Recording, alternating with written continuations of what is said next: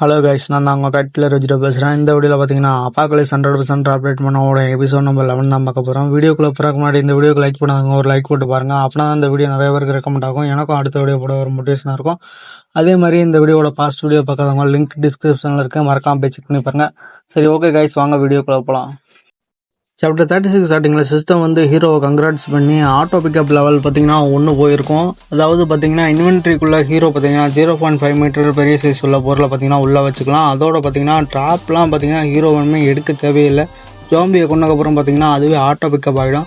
ஹீரோவும் பார்த்தீங்கன்னா சந்தோஷத்தில் துள்ளி குதிச்சுட்டு நான் இனிமேல் இந்த ட்ராப்பை மிஸ் ஆகிட்டு நினச்சி வருத்தப்படவே தேவையில்ல அப்படின்னு சொல்லிட்டு அவனை நினச்சிருப்பான்.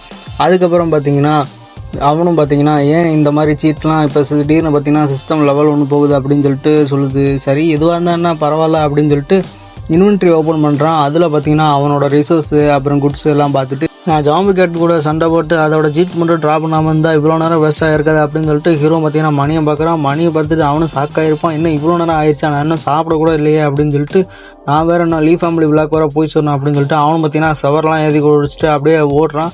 லீ ஃபேமிலி விழாவை இப்போ காட்டுறாங்க. அங்கே பார்த்தா அந்த லீக்கப் இருந்துப்பான் பார்த்தீங்களா.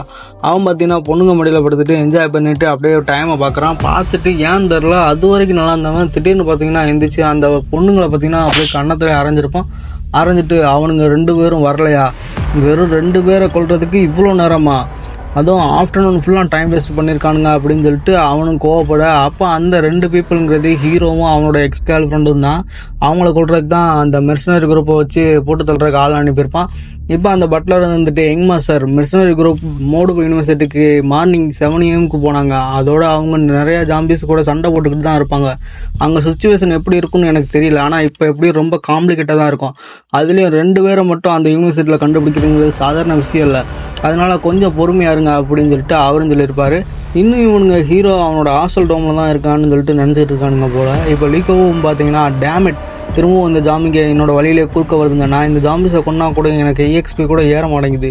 நான் இந்த கேமில் டெவலப் ஆகிடுவேன், அதுக்கப்புறம் ஃபிசிக்கல் லெவலையும் இம்ப்ரூவ் பண்ணிடுவேன் அப்படின்னு சொல்லிட்டு தான் பார்த்தேன். ஆனால் என்னால் அது முடியலை. இந்த ஜாம்பிஸை நான் கொண்டா கூட என்னோட EXP ரொம்ப கம்மியாக தான் ஏறுது அப்படின்னு சொல்லி அவன் சொல்ல. அவள் பார்த்தீங்கன்னா ஏதோ சவுண்டு வருது, யாருன்னு சொல்லிட்டு பட்னு திரும்பி பார்க்க அங்கே ஒருத்தன் வந்திருப்பான். நான் கூட ஹீரோ தான் வந்திருப்பான்னு நினச்சேன். பட் அதோட சாப்டர் 36 முடியுது. சாப்டர் 37 ஸ்டார்டிங்கில் பார்த்தீங்கன்னா ஹீரோ தான் வந்திருப்பான். பார்த்தா கடைசியில் பார்த்தா வேறு யாரோ வராங்க. வந்துட்டு அவனும் பார்த்தீங்கன்னா இந்த மஞ்சள் கலர் ஹேர் கலரில் இருக்கான் பார்த்தீங்கன்னா அவன் வந்துட்டு லீக்கோ போந்தாங்க கைஸ். அவனுங்க பார்த்தீங்கன்னா அடிக்கடி இப்படியும் ஹேர் கலரை சேஞ்ச் பண்ணிக்கிட்டு இருப்பானுங்க. லீக்கோ போகும் பார்த்தீங்கன்னா அங்கிள் ரோங் நீங்கள் அந்த நாயை கண்டுபிடிச்சிங்க அப்படிங்க. ரோங் இருந்துட்டு வேக்க கீழே போட்டுட்டு யங் மாஸ்டர் நான் அவளை கண்டுபிடிச்சிட்டேன், ஆனால் நான் அவனை கண்டுபிடிக்கல அப்படின்னு சொல்லி அவர் சொல்லியிருப்பார். அப்போ அவனும் வந்துட்டு கண்டுபிடிச்சிங்களா, எங்கே அவளை காட்டுங்க, இல்லை செக்யூரிட்டி உள்ளே விட மாட்டேங்கண்ணா, என்ன தைரியம் அந்த நாய்க்கு அப்படின்னு சொல்லி அவன் சொல்ல. அப்போ அங்கிள் ரோங் இருந்துட்டு அவள் செத்துட்டா, இந்த பேக்குள்ளே தான் இருக்கா அப்படின்னு அவர் சொல்ல. இவனுக்கு பார்த்தீங்கன்னா தூக்கி வாரி போட்டிருக்கும். அவனுக்கு என்ன சொல்கிறீங்க அப்படின்னு சொல்லிட்டு கேட்க, அதுக்கு அவர் வந்துட்டு எங்களுக்கு எடுத்த தகவல்படி யங் மாஸ்டர் நீங்கள் சொன்ன மாதிரி தான் இவள் இருக்கா, அவளோட ரூம்மேட் தான் கண்டுபிடிச்சா, அவளோட ஸ்கூல் ரூம்மேட் வேர் ஹவுஸில் தான் இவளோட பாடியை கண்டுபிடிச்சிருக்கா அப்படின்னு சொல்லிட்டு பேக் ஓப்பன் பண்ணி அந்த டெட் பாடியை காட்டியிருப்பார். காட்டிட்டு இவளை கொன்று ஒரு பெரிய வாளிக்குள்ளே லாக் பண்ணி வச்சுருந்துருக்காங்க. கூடவே ஒரு மென் கிளாத் இருந்திருக்கு.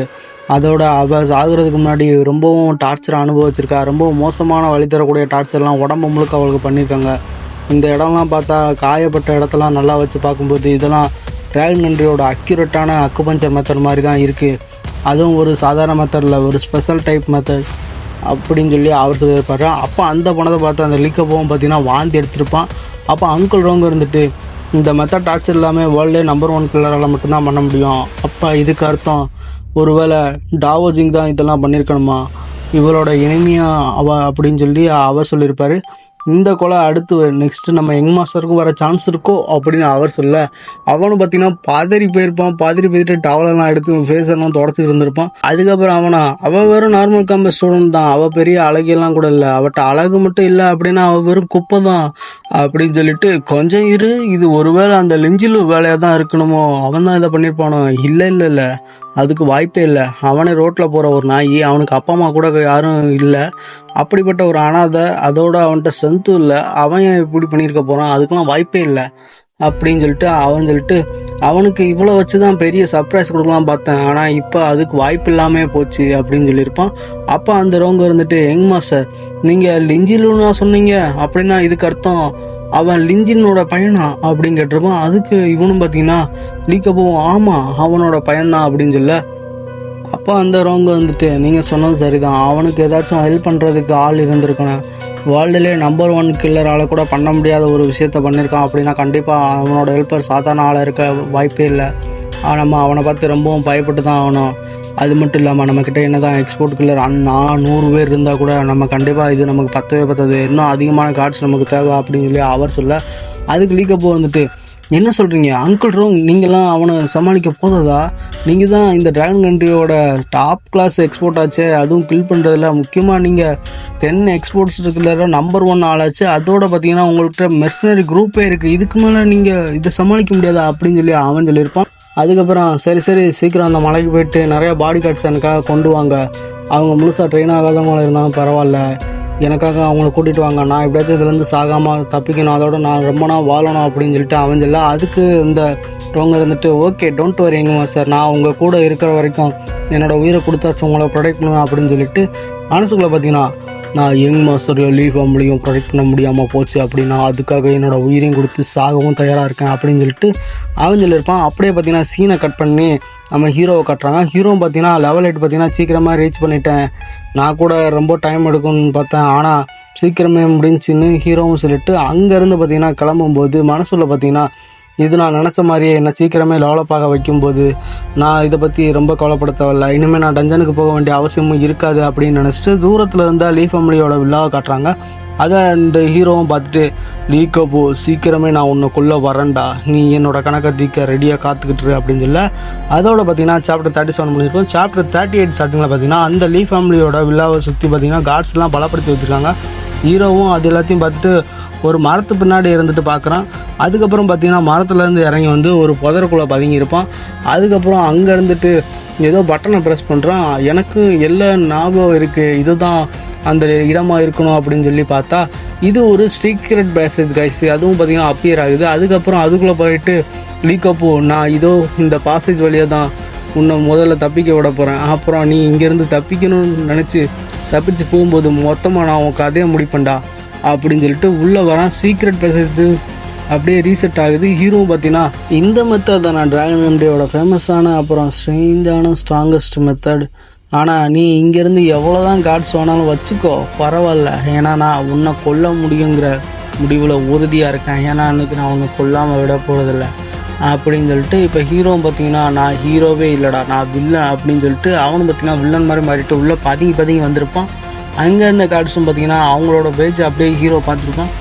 பார்த்துட்டு ஹண்டு மிஷினரி கில்டா, இந்த கில்டு தான் நான் லீக்கப்போ பாஸ்ட் லைஃப்பில் ரொம்பவும் நம்பிக்கிட்டு இருந்தான், எனக்கு இப்போ நல்லா புரிஞ்சது, ஆனால் இருந்தாலும் நான் லீ ஃபேமிலியோட ஒர்க்கர்ஸை அவ்வளோவா கண்காணிச்சதே இல்லையே, ஆனால் இவனுங்களை பார்த்தாலே தெரியுது யார் இந்த அளவுக்கு ஸ்ட்ராங்கான ஆள் அப்படின்னு சொல்லிட்டு அதுலேருந்துட்டு பார்த்தீங்கன்னா ஒரு சின்ன பிரச்சனை இருக்குது அப்படின்னு சொல்லிட்டு ஹீரோன்னு சொல்லியிருப்பான்.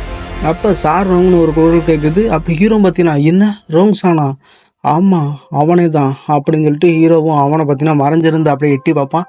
இந்த ரோங் சாங் அப்படிங்கிற பார்த்தீங்கன்னா ஹீரோவோட பாஸ்ட் லைஃப்பில் டிராகன் கண்ட்ரியோட லீ ஃபேமிலியோட முக்கியமான ஒரு வார்கார்டாகவும் அதே சமயத்தில் பார்த்தீங்கன்னா ஹண்டிங் மிஷினரி கில்டோட லீடராகவும் இருந்திருப்பான்.